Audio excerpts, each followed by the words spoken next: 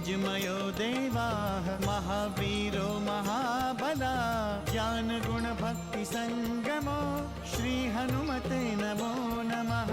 जय हनुमान संकट मोचन जय हनुमान। जय हनुमान संकट मोचन जय हनुमान। केसरी नंदन तिहु जगवंदन अंजनी सुत बलधारी। केसरी नंदन तिहु जगवंदन अंजनी सुत बलधारी। संकट मोचन नाम तुम्हारा संकट मोचन नाम तुम्हारा हर संकट पे भारी। जय हनुमान संकट मोचन जय हनुमान। जय हनुमान संकट मोचन जय हनुमान। संकट उसके निकट न आवे ले जो शरण तुम्हारी। संकट उसके निकट न आवे ले जो शरण तुम्हारी। संकट मोचन नाम तुम्हारा संकट मोचन नाम तुम्हारा हर संकट पे भारी। जय हनुमान संकट मोचन जय हनुमान। जय हनुमान संकट मोचन जय हनुमान। ये दशानन लंकेश रावण तब तक शांत नहीं बैठेगा जब तक सृष्टि से रघुवंशियों का अंत ना कर दे। लंकेश रावण की शक्ति का कारण था उसका अहंकार, और अब उसका अहंकार भंग हो चुका है। अब किसके लिए युद्ध करेंगे आप? किसके लिए स्वर्ण लंका का सिंहासन बचाएंगे? मेघनाद की मृत्यु से रक्षेंद्र विभीषण बहुत दुखी है। धर्म की रक्षा के लिए अधर्म का नाश करना आवश्यक है। मेघनाद के वध को इसी संदर्भ में लेना होगा, तभी उसकी मृत्यु की सार्थकता समझ पाएंगे। मैं इस सत्य को स्वीकार करता हूँ श्री राम, और इसीलिए मानवता और धर्म की रक्षा के लिए मैं आपकी शरण में आया हूँ। प्रभु, हमें बीती बातें छोड़कर आगे के अभियान के बारे में विचार करना चाहिए। नहीं हनुमान, हम इतिहास को कदापि नहीं भूल सकते। इतिहास हमारा मार्गदर्शक है। इतिहास की भूमि पर भविष्य की नींव पड़ती है। इतिहास भविष्य को दृष्टि देता है, जिससे आने वाली पीढ़ी को जीवन का मार्ग मिलता है। लंकेश रावण की मृत्यु से भविष्य को सीख मिलेगी। पुनः ये कार्य हमें सिद्ध संपन्न कर देना चाहिए प्रभु। हमें सूचना मिली है श्री राम कि मेघनाद के वध से लंकेश बहुत दुखी है और क्रोध के कारण कुछ भी कर सकते हैं, कुछ भी। हनुमान, पवन कुमार, प्रभु, ये तो युवराज अंगद का स्वर है। लगता है वो कष्ट में है। मैं अभी देखता हूँ उसे। ठहरो हनुमान। प्रभु श्री राम, वो यही आ रहे हैं। प्रभु श्री राम, प्रभु श्री राम। युवराज अंगद, कोई संकट तो नहीं है? संकट नहीं प्रभु, धर्म संकट है। हमारी समझ में नहीं आ रहा कि हम क्या करें। उनसे युद्ध करें या उनसे शांति वार्ता करें। किंतु वो है कौन? लंका की स्त्रियां हैं, क्रोध मुद्रा में चली आ रही हैं। मेरे समझ में नहीं आ रहा कि मैं क्या करूं पवन कुमार। आप चिंता ना करें युवराज अंगद, हम अभी चलकर देखते हैं कि वे सब क्या चाहते हैं। आइए।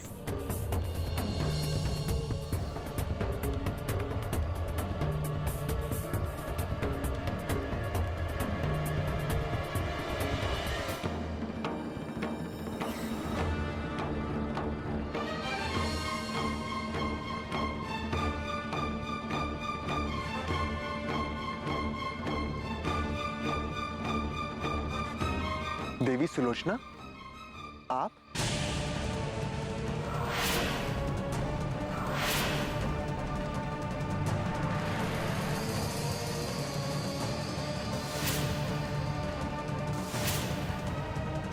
देवी कहकर आप हमारा उपहास ना करें राघव।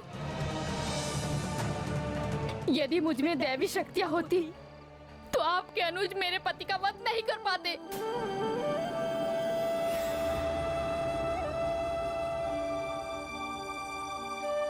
मैं एक ऐसी सामान्य स्त्री हूँ जिसके लिए उसका पति ही सर्वस्व है, और आज आपने मुझसे मेरा सर्वस्व छीन लिया।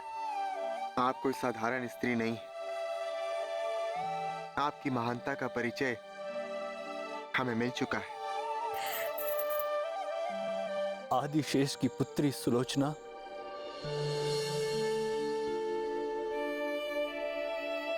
साक्षात सती नारी है।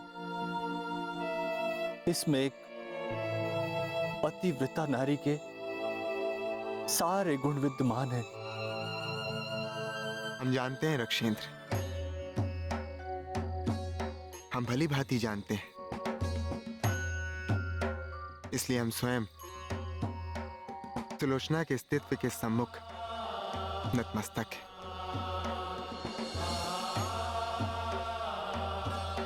हमें ज्ञात है कि पति की मृत्यु आप जैसी नारी के लिए असहाय। मुझे महिमा मंडित ना करे राघव। पति का जीवन प्रत्येक स्त्री के लिए उतना ही महत्वपूर्ण होता है जितना कि हमारे लिए। किंतु मैं यहाँ आपसे सहानुभूति पाने नहीं आई हूँ। मैं यहाँ अपने मृत पति के शरीर को जीवित लेने आई हूँ।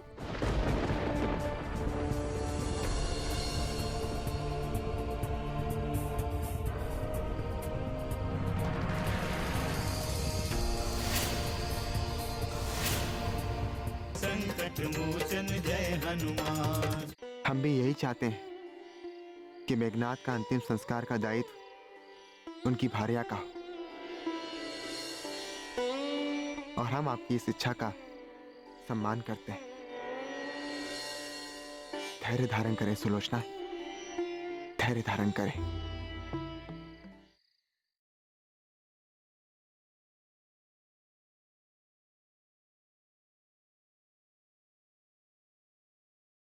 संकट मोचन जय हनुमान। मैं जानती हूँ आप मेरे मृत पति को जीवित कर सकते हैं।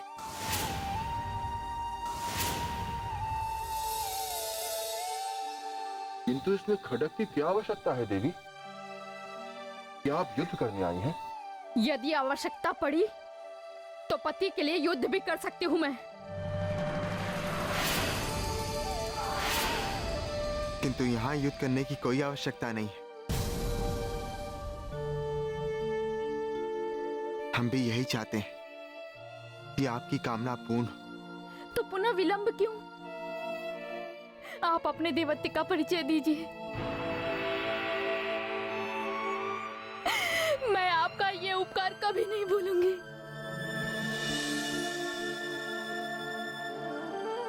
ऐसी कृपा ना करें, आपकी ये कृपा अनर्थकारी हो सकती है। सुलोचना, मैं तो एक साधारण मानव हूं, और मैं मानव वंशी मृतक को जीवित नहीं कर सकता।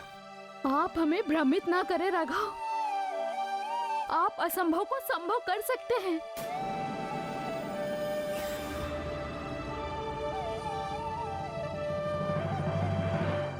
यदि आपके प्रभाव से मेरे पति ने मृत्यु प्राप्त की तो वो जीवन भी प्राप्त कर सकते हैं। समझने का प्रयास कीजिए सुलोचना। मैं सब समझती हूँ। मैं आपको विवश नहीं कर सकती।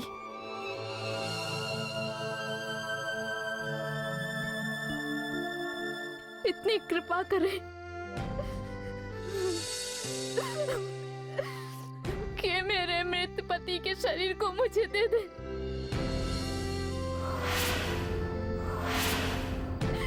ये एक भार्य का अधिकार है, भार्य का अधिकार है।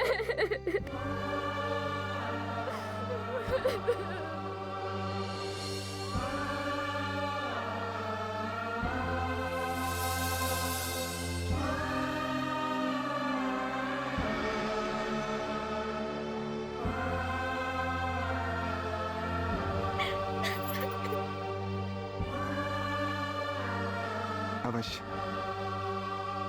आपकी ये इच्छा अवश्य पूर्ण होगी। हम भी यही चाहते हैं कि मेघनाथ का अंतिम संस्कार का दायित्व उनकी भार्या का हो, और हम आपकी इस इच्छा का सम्मान करते हैं। धैर्य धारण करें सुलोचना, धैर्य धारण करें। आपके पति की मृत्यु का दुख हमें भी है,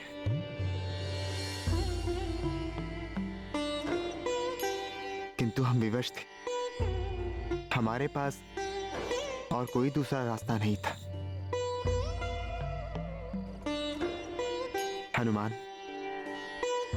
जाओ और सती सुलोचना की इच्छा की पूर्ति सम्मान सहित करो। ठीक है प्रभु।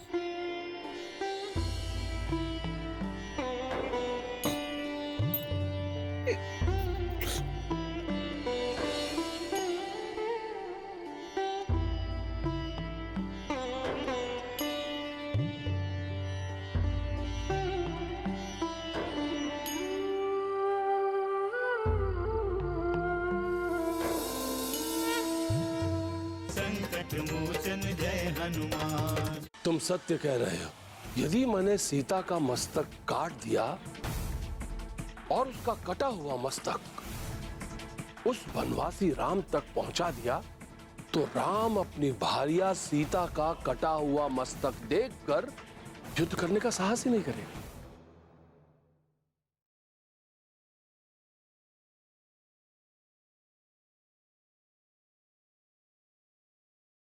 संकट मोचन जय हनुमान।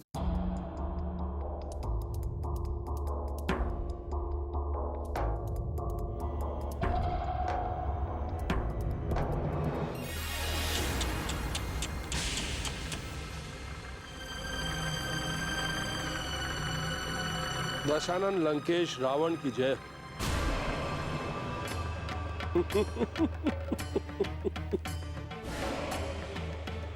क्या हुआ दशानन लंकेश, इतने असहाय क्यों लग रहे? कहां गई आपकी वीरता?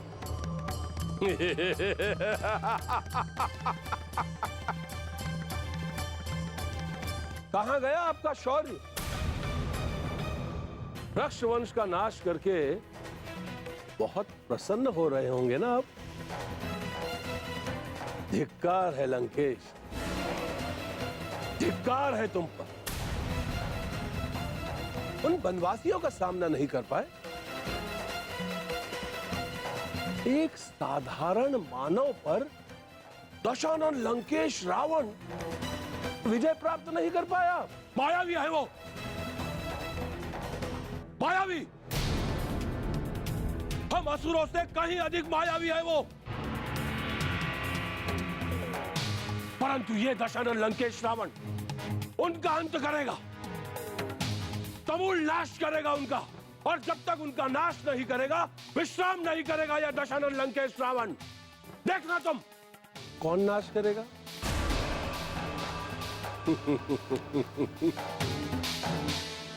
दशानन, अब कौन है तुम्हारे पास जो उन्हें चुनौती देगा? स्वयं भगवान शिव ने तुम्हारा साथ नहीं दिया।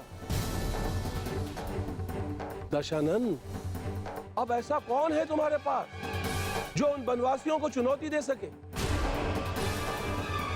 अब देखना, वो शीघ्र लंका आएंगे और तुम्हारा यह सिंहासन तुमसे छीन लेंगे। नहीं, नहीं, नहीं। मेरा सिंहासन मुझसे कोई नहीं छीन सकता, कोई नहीं। किसी में इतनी शक्ति नहीं है कि दशानन लंकेश रावण का सिंहासन दशानन से छीन सके। उन वनवासियों में इतनी शक्ति नहीं है। नहीं, कोई नहीं छीन सकता, कोई नहीं। क्यों नहीं छीन सकते? हाँ? क्यों नहीं छीन सकते? कौन है तुम्हारे पास जो उनका सामना कर पाएगा? कौन है जो शेष बचे रक्त सैनिकों का नेतृत्व कर सके? तुम एकाकी हो रावण, कोई नहीं है तुम्हारे साथ। क्या तुम एकाकी इस कोलाहल करते उन्मादी वानरों का सामना कर पाओगे? क्या तुम एकाकी वीरान पड़ी लंका को बचा पाओगे? अब तुम्हारे पास मेघनाथ और कुंभकर्ण जैसे महायोद्धा भी तो नहीं है जो अपने प्राणों की बलि देकर लंका की रक्षा करने का प्रयास कर सके। कोई नहीं है तुम्हारे पास जो तुम्हारा मनोबल बढ़ा सके। कोई नहीं है तुम्हारे पास जो तुम्हारा साथ दे सके। तुम सत्य कह रहे हो, तुम सत्य कह रहे हो। लंका नगरी अंधकार में डूबती जा रही, और इस अंधकार का मूल कारण है वो मैथिली सीता।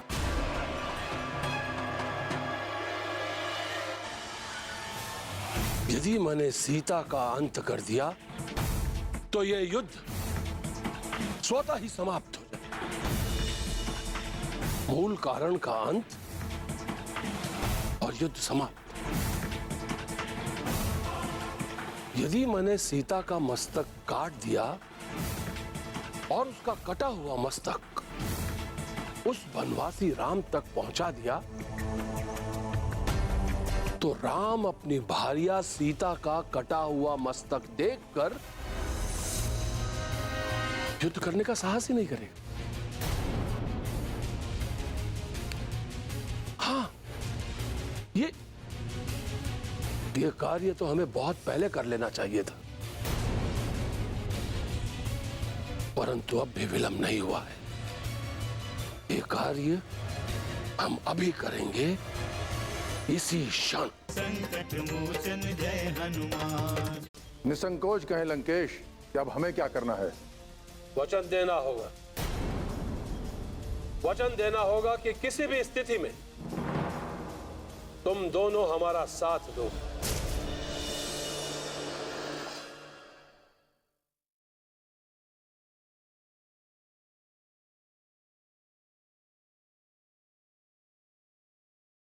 संकट मोचन जय हनुमान। दशरथ, ये तुम्हारी भूल होगी। यदि वो बनवासी राम अपनी भार्या सीता का कटा हुआ मस्तक देखकर भी विचलित नहीं हुआ तो? यदि वो पुनः लौट आया तो? प्रश्न बहुत से हैं दशानन, उत्तर नहीं। अनर्थ हो जाएगा दशानन, अनर्थ। कोई नहीं है दशानन जो उन वनवासियों को चुनौती दे सके। कोई नहीं है जो उनका वध कर सके। कोई है? कोई है? सोचो दशानन, कौन है ऐसा जो इस समय तुम्हारी सहायता कर सके? कौन?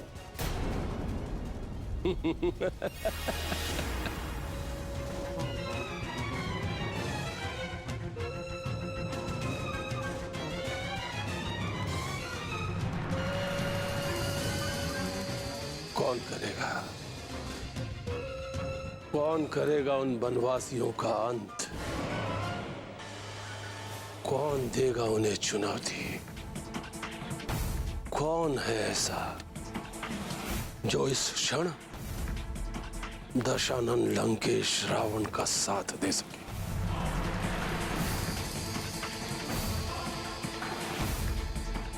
अहिरावण, अहिरावण,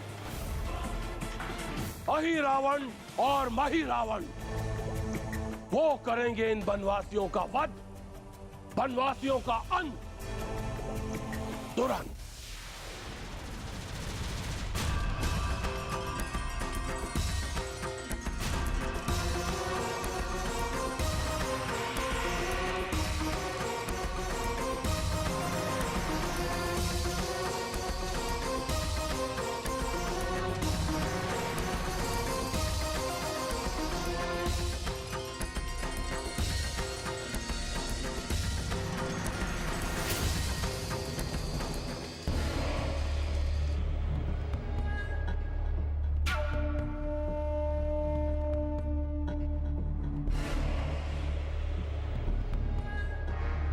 अहिरावण और महिरावण,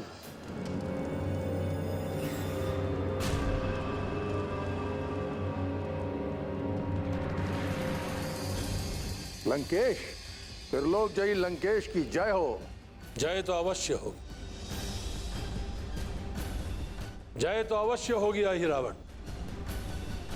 इसलिए तो यह दशानन लंकेश रावण काल जयी अहिरावण और महिरावण के पास आया है। हम प्रसन्न हुए और आपकी सहायता करके उससे भी अधिक प्रसन्नता होगी हमें। दिग्विजय राक्षसपति लंकेश के आदेश का उल्लंघन असंभव है। आदेश तो अवश्य दूंगा, किंतु आदेश का उल्लंघन संकटपूर्ण होगा। निसंकोच कहें लंकेश कि अब हमें क्या करना है। वचन देना होगा, वचन देना होगा कि किसी भी स्थिति में तुम दोनों हमारा साथ दोगे।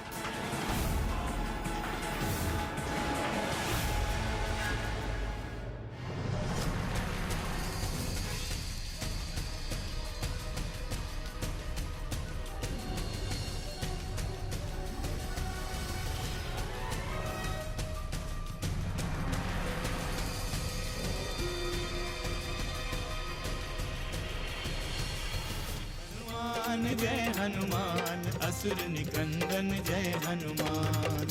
मनोजवं मारुततुल्यवेगं जितेन्द्रियं बुद्धिमतां वरिष्ठं वातात्मजं वानरयूथमुख्यं श्रीरामदूतं शरणं प्रपद्ये।